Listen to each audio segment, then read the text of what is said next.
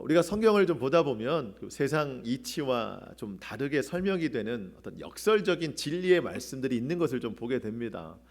예를 들어서 예수님께서 말씀하신 누가복음 14장 11절에 보면 무릇 자기를 높이는 자는 낮아지고 자기를 낮추는 자는 높아지리라, 이렇게 말씀하셨습니다. 세상 이치와는 좀 맞지 않는 말이죠. 여러분, 세상에서는요, 자기가 한없이 높아지려고 해도 참 그러기 힘든 것이 세상입니다. 그런데 예수님은 높아지고자 원한다면 낮아져야 된다. 자꾸만 높아지려고 하면 그 사람은 낮아질 수밖에 없다, 이렇게 말씀을 하십니다. 겸손과 또 섬김의 자세를 말씀하시는 것이죠. 또 요한복음 12장 24절에 보면 그 한 알의 밀에 대해서 설명을 하시는데, 한 알의 밀이 땅에 떨어져 죽지 아니하면 한 알 그대로 있고 죽으면 많은 열매를 맺느니라. 여러분, 농부가 죽은 씨앗을 심습니까? 살아있는 씨앗을 심습니까? 죽어있는 것은 살아나지 못하죠. 근데 예수님은 한 알의 밀이 땅에 떨어져 죽어야 많은 열매를 맺는다, 이렇게 말씀을 하십니다. 세상 이치와 맞지 않는 말씀이시죠. 희생과 헌신의 삶을 요구하는 말씀입니다. 그 외에도 여러 가지 말씀들이 있는데 한 가지 더 살펴보자면 마태복음 16장 25절에 누구든지 제 목숨을 구원하고자 하면 잃을 것이요 누구든지 나를 위하여 목숨을 잃으면 찾으리라. 쉽게 말하면 그거예요. 죽고자 하면 살고, 살고자 하면 죽는다, 그런 말씀입니다. 세상 잣대로 보면은 절대 설득이 될 만한 말씀은 아닙니다. 세상의 기준은 땅에 있어요. 하늘의 기준을 두고 말씀하시는 예수님의 이 말씀을 세상은 이해하지 못하고 또 믿으려고 하지도 않습니다. 그런데 문제는 가끔은 우리 예수님 믿는 사람들도 이 역설적인 진리에 대해서 이해하지 않으려고 하고 믿지 않으려고 할 때가 있다는 겁니다. 여러분, 사람의 본성은 누구든지 높아지려고 하겠죠. 또 자기 목숨을 위해서 살려고 하는 본성이 있습니다. 여러분, 어느 누가 떨어져 죽는 밀알처럼 내가 썩어지려고 하고 내가 죽어지려고 하겠어요? 이게 다 사람의 본성인데, 예수님께서는 예수님의 십자가 보혈로 거듭난 사람들은 이 세상의 그 사람의 본성을 거슬러서 역설적인 진리, 주님이 말씀하시는, 또 성경에 말씀하시는 그런 역설적인 진리대로 살라고 주님이 말씀하시는 겁니다. 그러면 주님은 왜 우리에게 그렇게 살라고 말씀하실까요? 그리스도인은 무조건 참고 살아야 된다, 그런 말씀이거나, 아니면 그리스도인들이 세상에서 살아가려면 어쩔 수 없다든가 하는 그런 의미로 우리에게 말씀하신 게 아니고, 예수님께서 이러한 역설적인 진리를 우리에게 말씀하시고 그렇게 살라고 하신 것은 우리가 진정한 삶을 살기를 원한다면 그 방법밖에 없다는 거예요. 우리가 살기를 원한다면, 진실한 삶을 살기를 원한다면 예수님의 이 말씀대로 사는 것이 참된 생명의 삶이라는 겁니다. 예수님의 이 진리의 말씀에 동의하고 동참했던 대표적인 사람이 사도 바울이었습니다. 사도 바울. 우리가 잘 아는 것처럼 여러분, 사도 바울은 참 대단한 이력과 경력이 있던 사람입니다. 예수님을 믿기 전에는 그 모든 화려한 이력과 경력이 자기의 자랑거리였습니다. 그런데 예수님을 믿고 나서는 그 모든 것을 오히려 해로 여겼다, 그리고 배설물로 여겼다, 그렇게 말합니다. 여러분, 예전에 사도 바울이 살고자 했다면 절대 그것을 해로 여길 리가 없어요. 버릴 리가 없습니다. 그것을 가지고 살아야 됐기 때문에. 근데 예수님을 만나고 난 뒤로부터는 오히려 그것 때문에 자기가 죽겠다라는 생각이 든 거예요. 그래서 살고자 해서 그 모든 것을 다 버리는 겁니다. 빌립보서 3장 7절로 9절 상반절 말씀을 제가 읽어드립니다. 그러나 무엇이든지 내게 유익하던 것을, 과거에 좋았던 것을 내가 그리스도를 위하여 다 해로 여길 뿐더러 또한 모든 것을 해로 여김은 내 주 그리스도 예수를 아는 지식이 가장 고상하기 때문이라. 내가 그를 위하여 모든 것을 잃어버리고 배설물로 여김은 그리스도를 얻고 그 안에서 발견되려 함이니. 여러분, 예수님을 만나기 전에 사도 바울은 그 세상 이치로 살아갈 때는 그가 가지고 있던 이 모든 화려한 이력과 경력이 자기에게는 기쁨이고 자랑거리였습니다. 그게 그냥 그렇게 살아가는 게 당연하다고 그랬어요. 근데 예수님을 만난 후에는 그런 삶이 진짜가 아니구나, 진짜의 삶이 따로 있구나라는 것을 예수님을 통해서 깨닫게 된 것이죠. 예수님의 말씀대로 사는 것이 진짜의 삶이요, 세상 이치와는 다른 어떤 역설적인 진리대로 사는 것이 참된 삶이라는 것을 깨닫게 된 것이죠. 그래서 여러분, 진짜를 만나면 진짜가 아닌 것은 내려놓게 되어 있어요. 더 좋은 것을 만나면 지금까지 내가 가지고 있던 것이 아무리 좋아도 더 좋은 것을 붙잡기 위해서 지금 가지고 있는 것은 내려놓게 되어 있습니다. 미련 없이 내려놓게 되어 있는 겁니다. 여러분, 우리에게도 이러한 어떤 역설의 진리를 따르는 믿음이 있나 좀 생각해 보고 싶어요. 우리는 성경의 말씀을 잘 믿습니다. 그리고 예수님의 말씀을 잘 알아요. 그런데 왜 우리의 믿음에는 나아짐이 없고 또 내 삶에는 왜 믿음의 역사가 일어나지 않을까 생각해 보면, 많이 알고 믿기도 잘 하는데 뭐가 없냐면 순종이 없어서 그래요. 순종이 없어서. 여러분, 질문 하나를 좀 드리고 싶은데요. 우리가 참 힘써서 열심히 살아갑니다. 그런데 여러분, 살기 위해서 힘쓰는 게 어렵습니까? 힘을 빼는 게 어렵습니까? 힘쓰는 게 힘들어요? 힘 빼는 게 힘들어요? 사실은 힘 빼고 사는 게 더 힘듭니다. 여러분, 일주일 동안 힘들여서 열심히 살아오셨잖아요. 근데 성경은 결론적으로 무슨 얘기예요? 힘 빼고 살으라는 얘기예요. 대충 살라는 얘기가 아니죠. 성실하게 살되 그 이상의 것들은 하나님께 맡기라는 겁니다. 그 힘 빼는 게 힘들어요. 너무 힘듭니다. 내가 힘을 빼면 당장 오늘 죽을 것 같기 때문이죠. 여러분, 그런데 내 힘을 빼야 하나님의 힘을 경험할 수 있고, 내 손에 움켜잡은 것을 놔야 하나님의 더 큰 손의 능력을 경험할 수 있는 겁니다. 여러분, 오늘 우리의 힘이 좀 빠졌으면 좋겠습니다. 그래서 좀 내 눈에 하나님이 좀 더 크게 보였으면 좋겠습니다. 오늘 내 손에 움켜잡은 것들을 좀 놓고 사도 바울과 같이, 여러분, 사도 바울이 얼마나 많은 것을 움켜잡고 있었습니까? 그런데 다 이런 것들을 놓게 되니까 그리스도 안에서 자기의 삶이 새롭게 발견이 됐대요. 오늘 우리는 본문을 통해서 이 말씀에 대한 더 분명한 확신을 갖게 될 겁니다. 하나님께서 야곱의 가족을 통해 일하시는 것을 보니까 오늘 내가, 또 오늘 우리의 가정이 살기 위해서 지금까지 살아왔는데 진짜 살아가는 것이 무엇인가를 우리가 다시 한번 좀 깨달을 수 있을 것 같습니다. 그래서 오늘 말씀을 통해서 그동안 내가 끝까지 움켜잡고 있던 것들이 좀 자연스럽게 내려놓아지는 시간 될 수 있기를 축복합니다. 그리고 많은 생명의 역사를 나를 통해 일으키시기를 원하시는 하나님의 뜻이 있는데, 여러분, 누가 그렇게 하고 싶겠어요, 사실은. 하지만 오늘 말씀을 통해서 또 자연스럽게 우리 가운데 그런 희생의 결단이 일어날 수 있기를 축복합니다. 하나님의 뜻이 분명한 것을 알면 우리는 순종할 수 있습니다.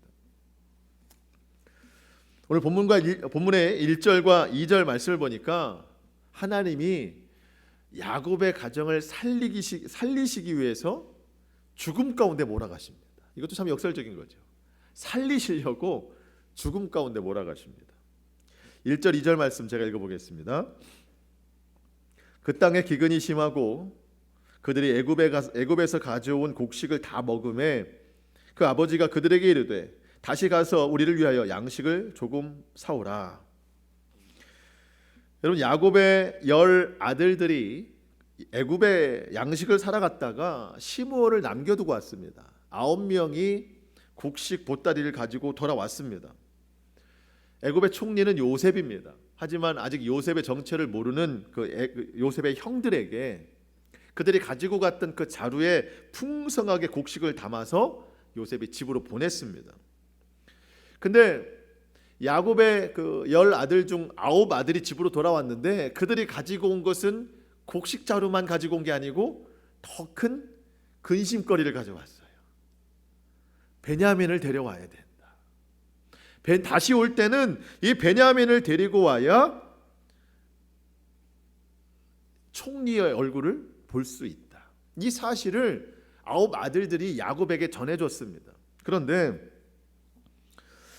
여러분, 그 시므온이 혼자 타국 땅에 감옥 안에 갇혀 있는 사실을 가지고 이 9명의 아들들, 그 형제들이 얼마나 안타깝겠어요.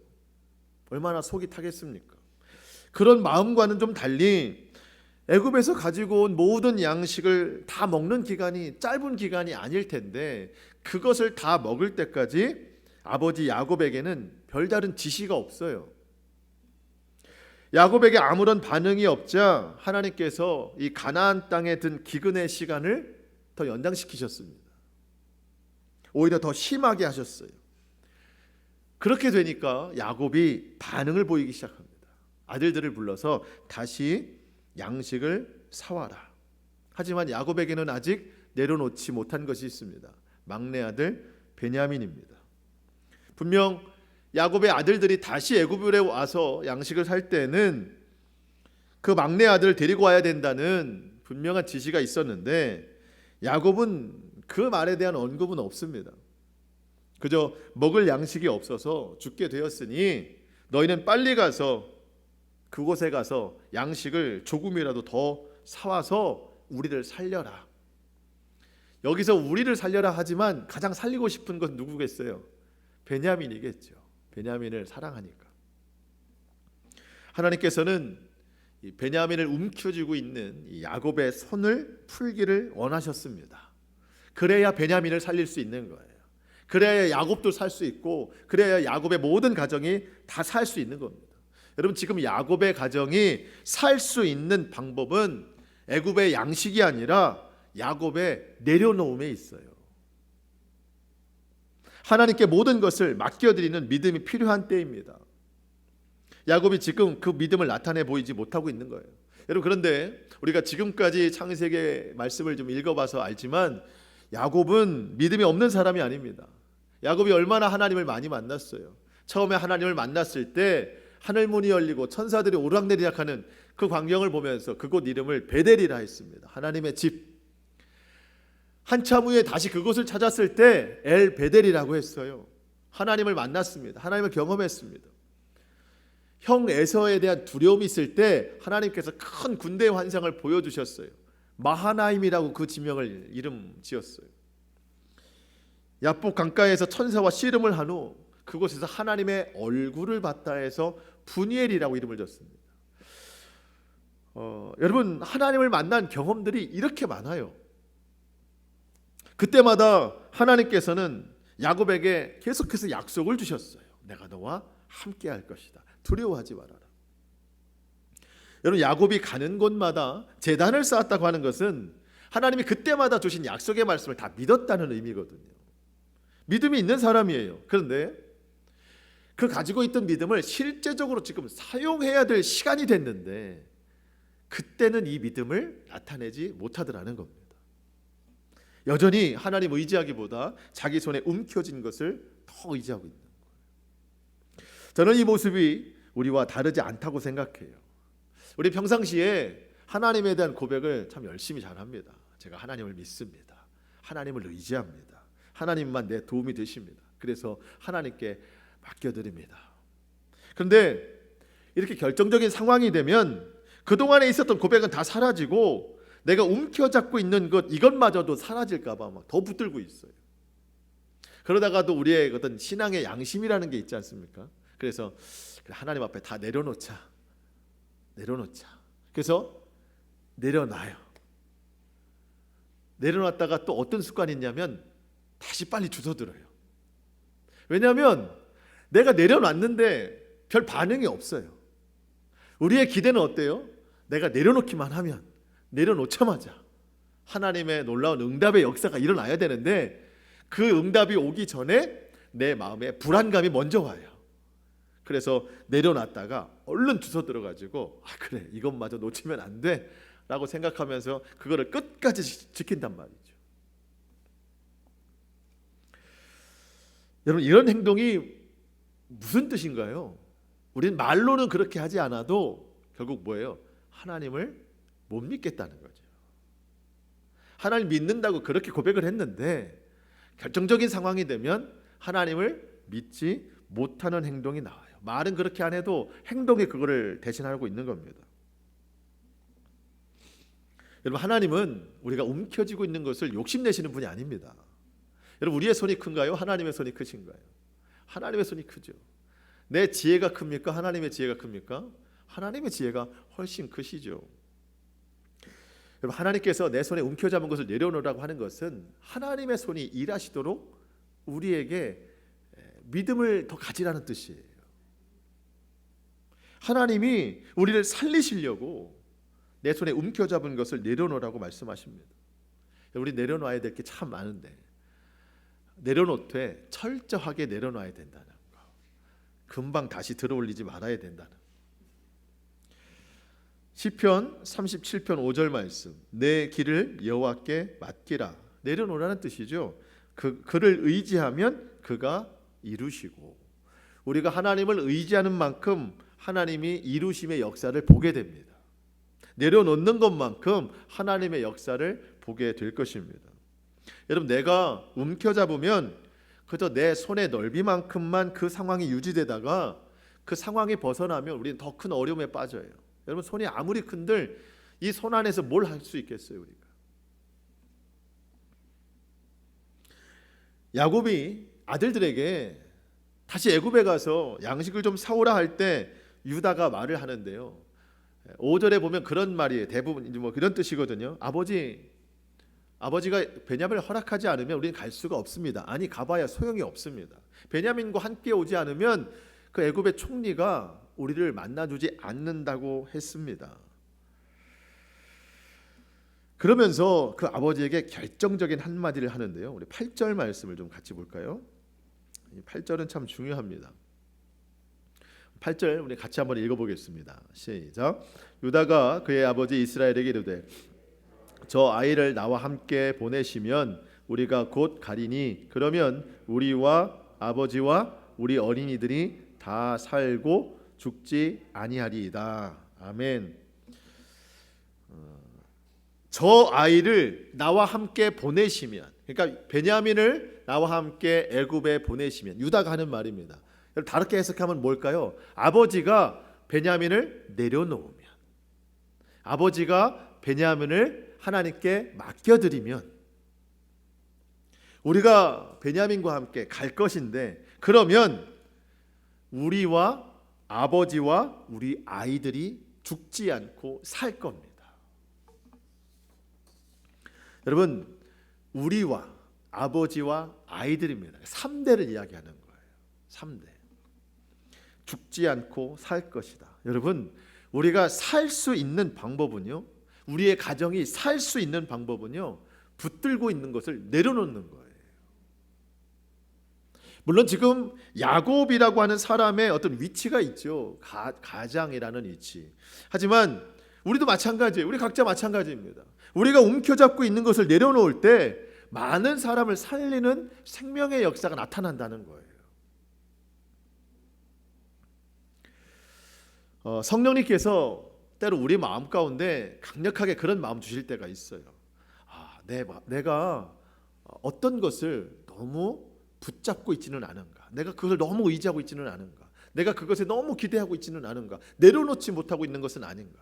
우리가 평상시는 생각하지 못하다가 내가 너무 그것에 빠져 있으면, 내가 그것을 너무 움켜잡고 있으면 성령님이 우리 마음 가운데 그런 마음을 주실 때가 있어요. 그러면 순종해야 됩니다. 내려놓으라고 하시는 건가 보다. 내려놓되 여러분 지체함이 없어야 돼요. 지체함이 없어야 됩니다. 여러분 내가 지체하는 만큼 하나님의 역사도 지체되고 있는 거예요. 여러분 유다가 그 내려놓지 못하는 아버지에게 10절에서 이렇게 말하거든요. 우리가 지체하지 아니하였더라면 벌써 2번이나 갔다 왔으리이다. 그러니까 아버지가 빨리 결정했으면 저 애굽 땅에 2번이나 갔다 와서 우리가 배고픔을 겪지 않았을 겁니다. 너무 현실적인 말이죠. 여러분, 하나님의 하실 일을 나의 지체함 때문에 막아서는 일이 있었으면 안 됩니다. 그래서 우리가 하나님께서 우리 가운데 어떤 내려놓음의 마음을 주시면 즉각 순종해야 됩니다. 왜냐하면 하나님이 일하실 준비가 되어 있으신 거예요. 하나님이 채우실 준비가 되어신 거고, 하나님이 나와 내 가정을 살리실 준비가 되어 있으신 거예요. 야곱이 드디어 베냐민의 동행을 허락합니다. 그리고 이 모든 것을 하나님께 다 맡겨드리는데 11절 12절에서는 그렇게 이야기합니다. 갈 때 우리 가나안 땅에 참 좋은 것들은 다 가지고 가라. 일단 잘 보이라는 것이죠. 그리고 지난번에 갔을 때 분명 곡식을 사오라고 갔는데 그 돈이 주머니 자루에 들어 있었잖아요. 물론 본인들이 한 것은 아니지만 되게 지금 겁을 내고 있습니다. 그래서 그 돈도 가져가고 또 다른 양식 살 돈도 다 가져가라. 그러면서 핵심적인 고백을 14절에서 합니다. 우리가 지난주에도 한번 본 적이 있었는데 14절 말씀 한번 보겠습니다. 우리의 고백이 이래야 된다는 것입니다. 14절 함께 읽겠습니다. 시작. 전능하신 하나님께서 그 사람 앞에서 너희에게 은혜를 베푸사 그 사람으로 너희와 다른 형제와 베냐민을 돌려보내게 하시기를 원하노라. 내가 자식을 잃게 되면 이르리로다. 아멘. 여러분, 하나님께서 야곱에게 이 고백을 들으시려고 가나안 땅의 기근을 연장시키고 계시는 거예요. 이 고백을 통해서 지체되었던 하나님의 역사가 다시 시작이 됩니다. 오늘 저와 여러분의 입술을 통해 이와 같은 믿음의 선포가 이루어질 수 있기를 축복합니다. 하나님, 제가 내려놓습니다. 우리가 각자가 무엇을 붙잡고 있는지 서로가 알 수는 없지만 하나님은 아세요. 그리고 우리 마음 가운데 분명히 주십니다. 하나님께서 하실 것을 믿습니다. 전능하신 하나님의 역사를 믿습니다 하면서 오늘 우리가 좀 이런 결단이 좀 있었으면 좋겠습니다. 여러분, 야곱이 어느 정도 결단을 하는지, 내가 자식을 잃게 되면 이르리이다. 여러분, 이게 그냥 단지 입술의 고백이 아니지요. 정말 하나님 앞에 다 내어 맡겨드리는 고백입니다. 야곱에게 베냐민은 자기 생명이었어요. 요셉을 잃을 때도 마찬가지였는데 계속해서 그런 말 하지 않습니까? 베냐민 데려갔다가 베냐민마저 잃어버리면 나는 거의 죽은 목숨이다. 목숨처럼 여기는 거예요. 그런데 전능하신 하나님께 모든 것을 맡겨드리면서 혹여라도 내가 자식을 잃게 되면 잃는 거다. 우리는 성경에서 이와 같은 고백을 또 하나 볼 수 있는데요. 에스더의 고백입니다. 죽으면 죽으리이다. 유다 백성들이 바벨론의 포로를 잡혀 있다가 하나님의 역사로 그 바벨론을 페르시아가 다시 삼켜버렸어요. 그래서 이 페르시아의 제국 안에 이 바벨론이 유다 백성들이 포로로 살 때에 그 바사 제국, 페르시아 제국의 제2인자가 하만이라는 사람이었습니다. 이 모르드게가 하만한테 인사를 안 해가지고 하만이 유다 백성들을 다 모조리 몰살시키려고 하는 계획을 세울 때, 그 당시에 그 페르시아의 왕후가 에스더 아닙니까? 에스더도 유대인인데 유대인들이 몰살당한다는 이 이야기를 듣고도 에스더가 아무런 조치를 취하지 않아요. 왕후임에도 불구하고. 왜냐하면 왕이 부르기 전에 내가 먼저 왕 앞에 나갔다가 목숨이 위태로울 수 있어서 겁이 나가지고 왕 앞에 나가지 못해서 아무것도 하지 못합니다. 그때 이 에스더의 삼촌인 모르드게가 에스더를 불러서 그렇게 이야기합니다. 내가 지금 두려워서 아무 말도 하지 않으면 하나님께서는 우리 유대인들을 다른 방법으로 우리를 반드시 구원하실 것을 난 믿는다. 하지만 너와 너의 아버지의 집은 아마 멸망당할지도 모르겠다.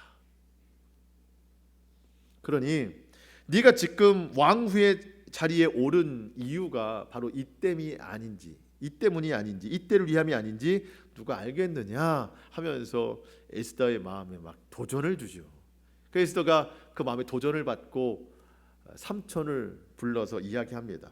내가 삼촌 말대로 왕이 부르지도 않아도 내가 왕의 규례를 어기고 왕 앞에 나아가서 이 사실을 다 전하겠습니다. 그러면서 맨 마지막에 내가 죽으면 죽으리이다. 목숨까지 내놓겠다. 목숨도 내려놓겠다.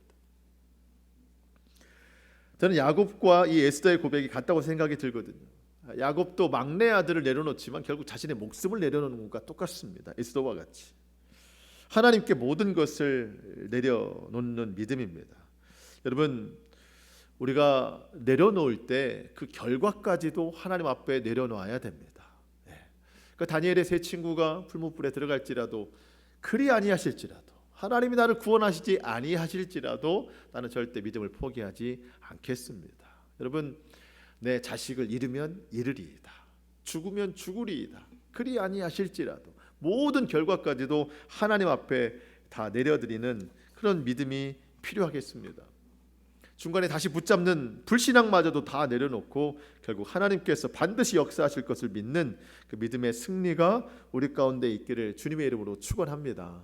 내려놓으면 반드시 역사하십니다. 야곱 가문에 하나님의 이러한 뜻이 이루어지는데 유다의 역할이 매우 컸습니다. 오늘도 그렇지만 다음 장에도 유다의 역할이 굉장히 크게 나오는데 책임지는 입장이에요. 희생하는 입장입니다. 어쩌면 하나님께서 유다의 그런 모습을 보시고 예수님의 선조가 되는, 예수님의 족보에 오르게 되는 그러한 그 역할을 하게 하시는지도 모르겠습니다. 여러분, 야곱은 누구의 말도 안 들었어요. 지금 하나님의 말씀도 잘 안 듣는 입장인데 그렇게 마음에 심령이 강팍한 그 상황 가운데 누군가의 희생이 필요했었어요.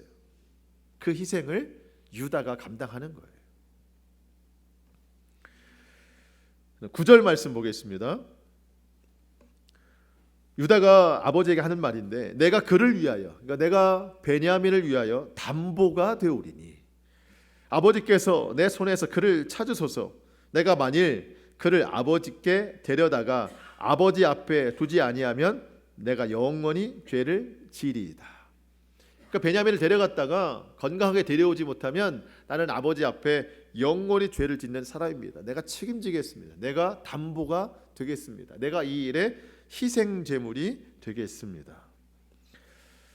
여러분, 아무도 그 야곱의 마음을 열지 못할 때 유다가 그 마음을 여는 거예요.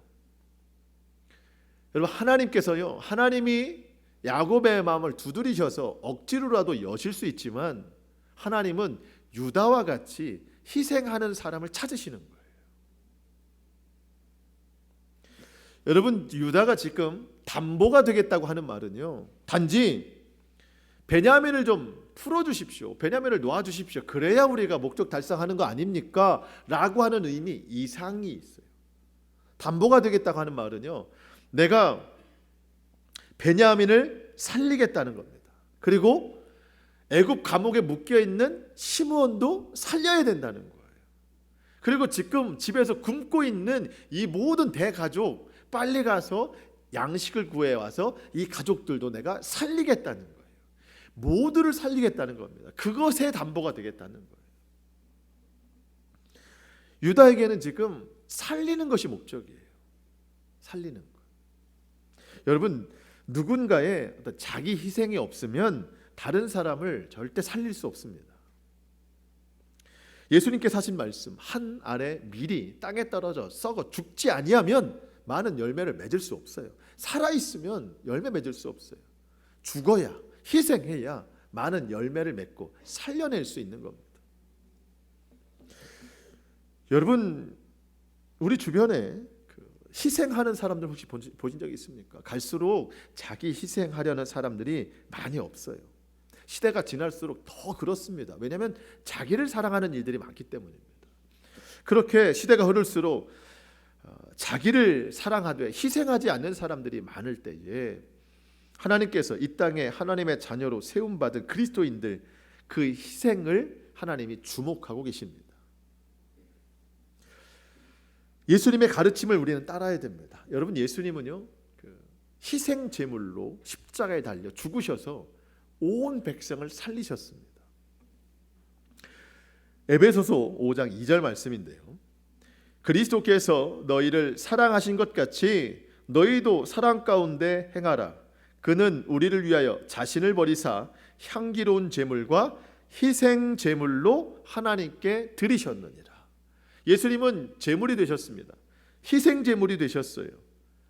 그래서 우리를 살리셨다는 거예요. 모든 백성을 살리셨다는 겁니다. 여러분, 우리가 새 생명을 얻을 수 있었던 이유가 어디에 있어요? 주님이 희생되셨기 때문입니다. 그러면서 우리 주님이 우리에게도 말씀하시는 거예요. 너희도 그렇게 해라. 서로 사랑하되, 여러분, 사랑은 희생이 없으면 안 되는 겁니다. 서로 희생하며 사랑하라. 갈수록 사랑이 없어지거든요. 희생이 없다는 말입니다. 그러면 다 같이 죽는 거예요. 근데 시대가 갈수록 그런 것 같아요. 다 같이 죽을지언정 희생하지 않겠다, 사랑하지 않겠다. 그런 세상 가운데 하나님의 자녀로 부르심 받은 우리 모두가 그리스도의 희생을 본받아서 내가 먼저 죽어지고 내가 먼저 희생해서 많은 사람들을 살리는 그 역사가 일어났으면 좋겠습니다. 여러분, 지금 유다의 희생으로 야곱 가문이 다시 살아나는 거예요. 자, 여러분, 거의 죽어가다가 다시 살아난다. 두 글자로 뭘까요? 거의 죽어가다가 다시 살아난다. 두 글자로 회생입니다. 회생. 그 기사회생하다라는 말이 있잖아요. 거의 죽어가다가 다시 살아난다. 지금 야곱 집안이 그래요. 먹을 양식이 다 떨어졌어요. 기근이 심해서 그 땅에서 먹을 게 없습니다. 거의 죽어가고 있어요. 거의 끝에 다다른 그 상황에서 극적으로 회생했습니다. 어떻게 회생했어요? 유다의 희생으로. 여러분, 기억하십시오. 누군가의 희생이 있어야 회생의 역사가 일어나는 거예요. 거의 죽어가다가도 누군가의 희생만 있으면 살아나는 겁니다. 그렇다면 자기 희생은 어떤 모습으로 감당해야 되는 것인가? 여러분, 그냥 무조건 다 양보하고 무조건 다 내가 하고 무조건 다 내가 책임지고 그것이 자기 희생일까요? 여러분, 그거는요, 내가 하는 겁니다. 여러분, 그거는요, 한 두 번, 세 번 하다 보면은요, 내 몸은 희생하고 있으나 내 마음은 분노로 가득 찰 거예요. 내가 한다면. 그러면 사람들에게는 인정받을 수 있으나 하나님 앞에 칭찬받을 일이 아닙니다. 불만과 불평이 막 쌓여갈 겁니다.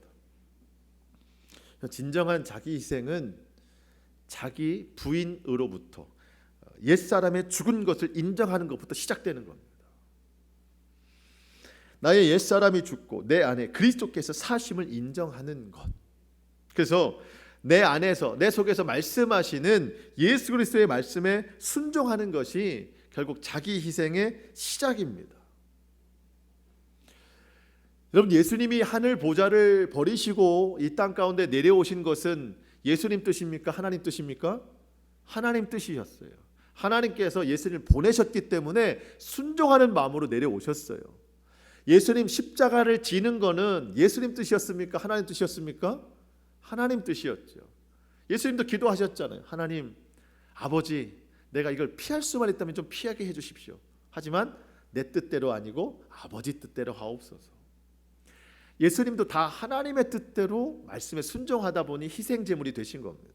우리도 마찬가지예요. 내가 다 희생하려고 내 마음먹은 대로 하는 것이 아닙니다. 모든 상황 가운데 주님이 주시는 말씀대로 순종하면 그 순종 자체가 희생의 열매로 나타나게 되는 겁니다. 그래서 희생도 내 힘으로 감당하지 않습니다. 성령의 은혜로 감당하는 겁니다. 그러면 희생에도 기쁨이 있어요.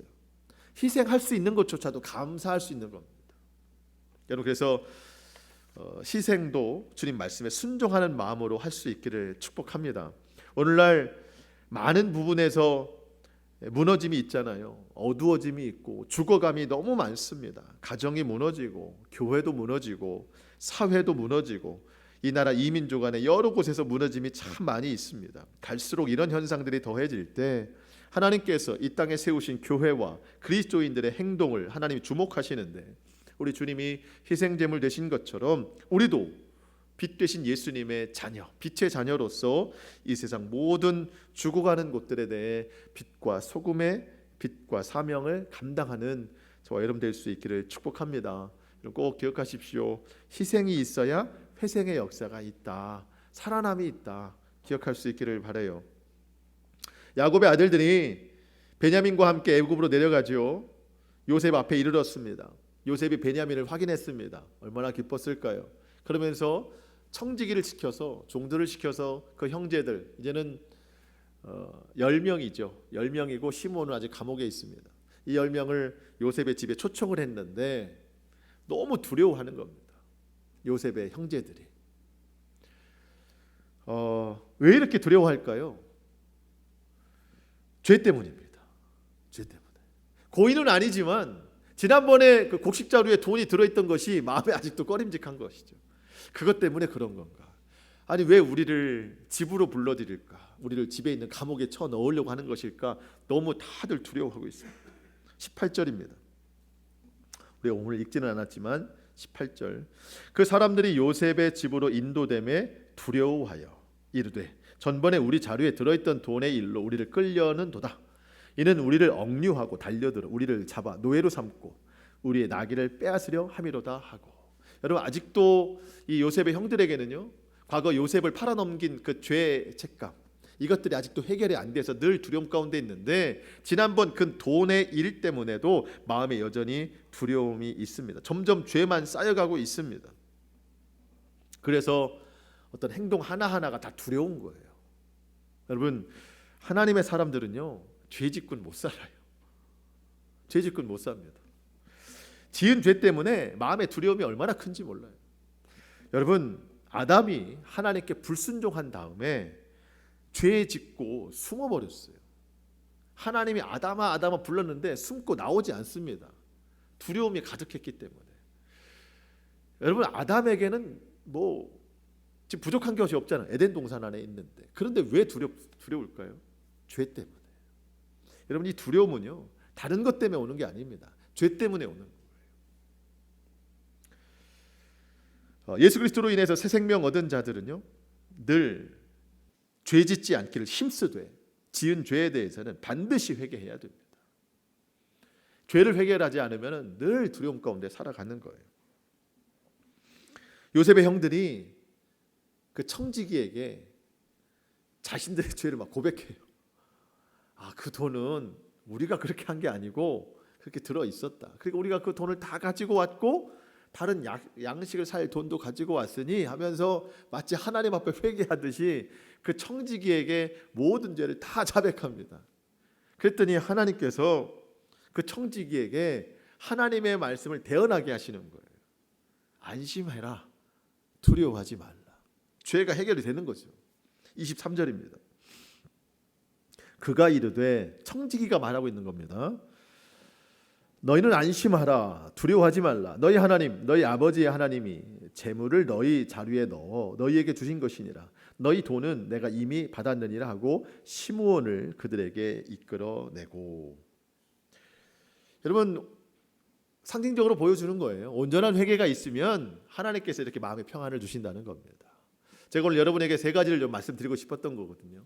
그리스도인들이 이 땅에서 정말 열심히 살아가려고 살아간다고 하는 것인데, 진짜 살아가는 방법이 뭔가? 우리가 살아갈 수 있는 방법, 살아가야 될 이유, 첫 번째는 내려놓음에 있어요. 내려놓음. 또 한 가지는 자기 희생이 있어야 된다. 그래야 살 수 있다는 겁니다. 세 번째가 온전한 회개라는 겁니다. 온전한 회개가 있어야 우리의 마음 가운데 평안이 임하고, 그 온전한 회개를 통해서 하나님의 새로운 역사를 우리가 경험할 수 있다는 겁니다. 여러분 우리가 주님 다시 오실 때까지 끝까지 가지고 가야 할 것이 두 가지가 있다면 사랑하는 것이고 내 자신이 회개하는 것입니다. 이건 주님 오실 때까지 우리가 끝까지 가지고 나가야 될 믿음의 어떤 행동입니다.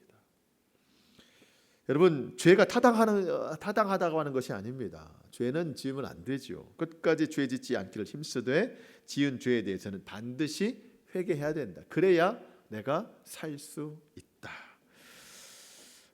오늘 말씀을 좀 마치려고 하는데요. 오늘 말씀의 이 마지막이 참 의미가 있습니다.